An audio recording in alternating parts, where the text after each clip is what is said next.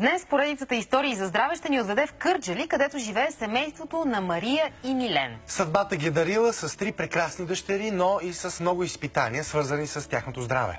Как са ги преодоляли, разказва Ралица Стефанова.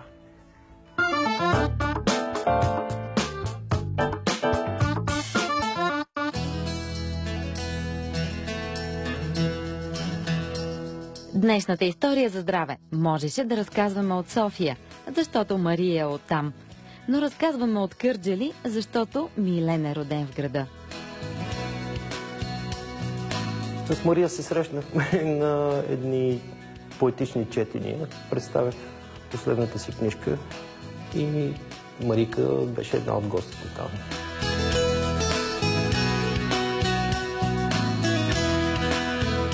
Как успях? Тя ми казва, че ми е в кърпа вързана.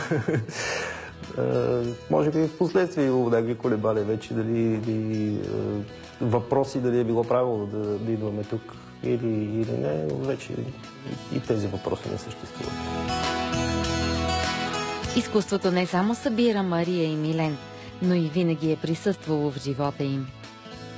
Аз съм родена в семейство на художници. В нашата къща от малко си спомням беше като един пъзел. Целите стени в картини. Завърших изкуствознание. Най-голям интерес винаги съм имала към християнското изкуство и такава специализация завърших и ето, че тук намерих точно такава работа. Сега съм уредник. Особено ме привлича християнските ценности. Всеки от нас разбира хубавото и доброто.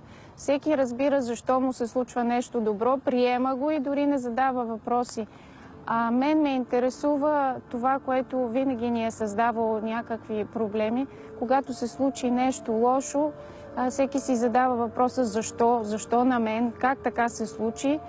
И християнското изкуство, особено във възрожденската епоха, помагат на християнина да изчисти точно това, какво е добро и какво е зло и как да избегне капаните, за да тръгне по някакъв лош път. Каквото и да се случва около теб, ти трябва да бъдеш добър с хората около тебе, да отвръщаш дори на злото с добро. Най-малкото можеш да спиш спокойно вечер и да се чувстваш щастлив. Галерията към музея в Кърджали излага уникални икони, някои от които не са били излагани от 8 години, а други не са били показвани никога. Много интересна икона е Света Богородица Неувяхваща роза. Не е много често срещана. Това, което е интересно за нея е, че тя е изключително финно изработена и с страхотен усет към детайла. Например, тази икона, Успение Богородично, тя беше в много лошо състояние, но реставраторката, която работи към нас, я реставрира и вече могат всички да й се насладят.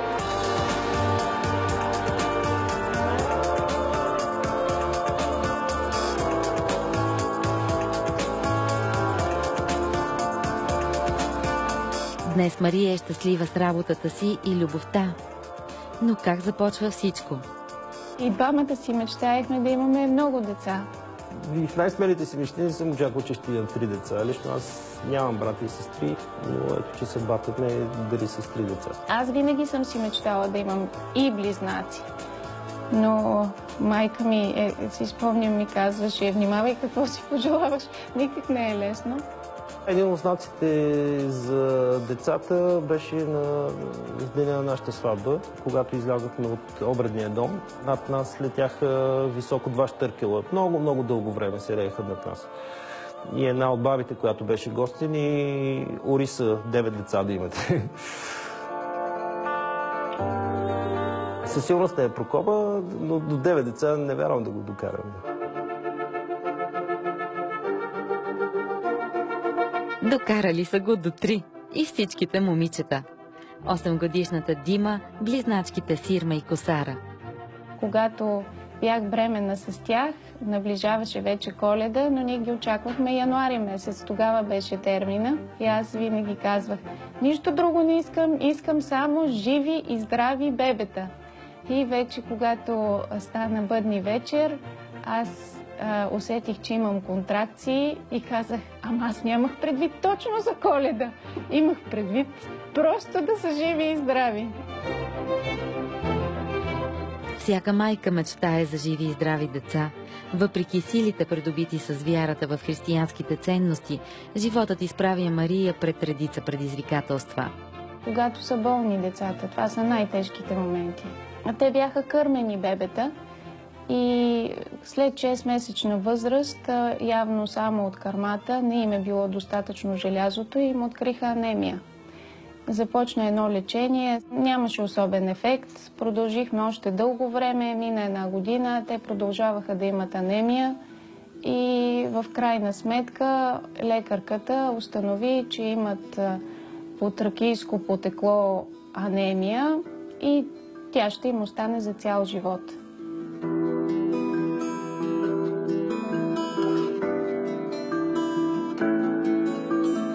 Анемията по тракийско потекло е вид мутация на кръвните клетки, които при някои жители на тракийските райони се трансформират, така че да са по-пригодни за климатичните особености.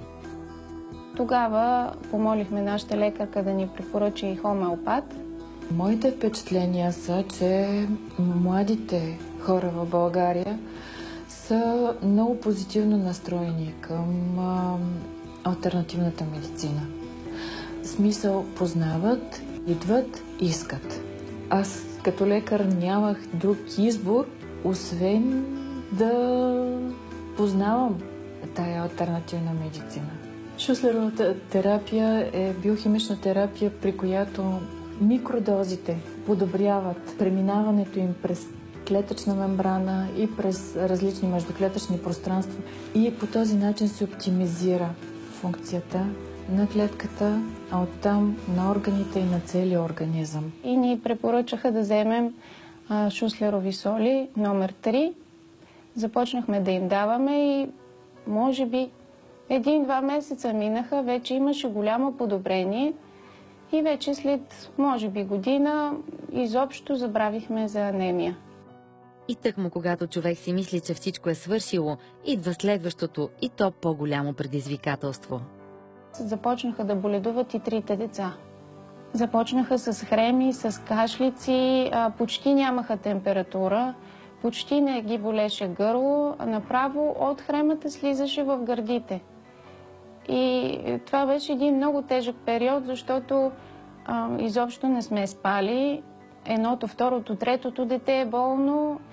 Дима се справи с хомеопатия, Сирма също, но Косара започна да се влошава много. Отидох при лекарката и казах: моля ви, изпишете каквото и да е, може нещо силно, само това нещо да се приключи. Това беше след 3 месеца мъчение.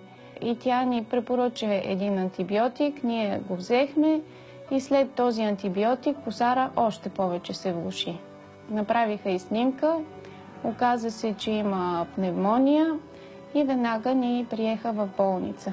Дадоха и един след друг 5 различни антибиотика и вече лекарката, когато ни каза, че ще изпише още един антибиотик, взехме си детето и преди да е свършило лечението, напуснахме болницата.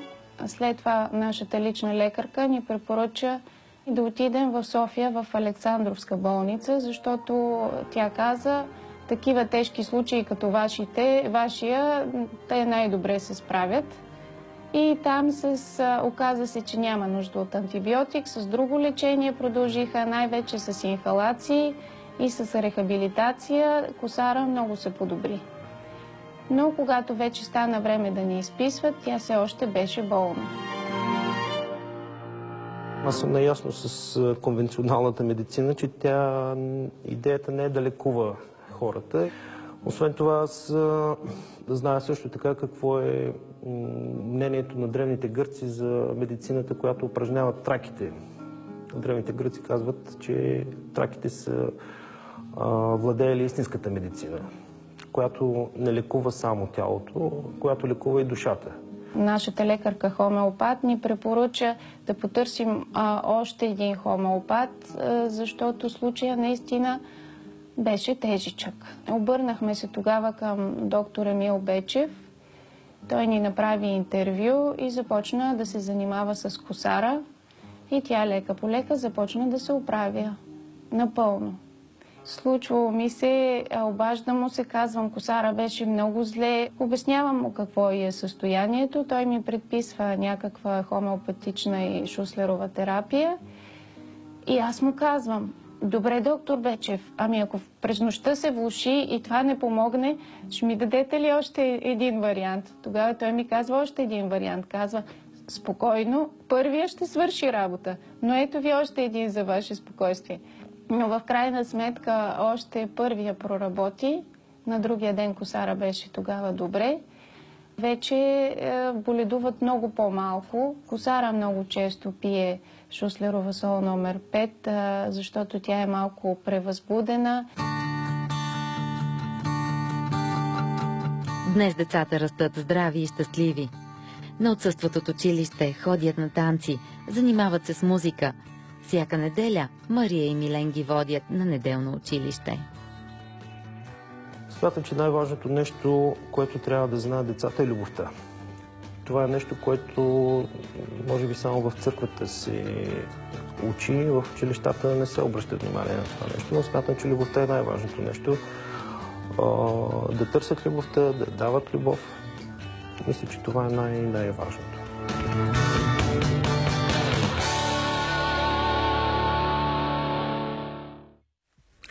С това послание приключи тази история за здраве. Не забравяйте, че вие можете да споделяте своите истории на интернет страницата Истории за здраве. Най-интересните от тях ще бъдат разказани тук при нас преди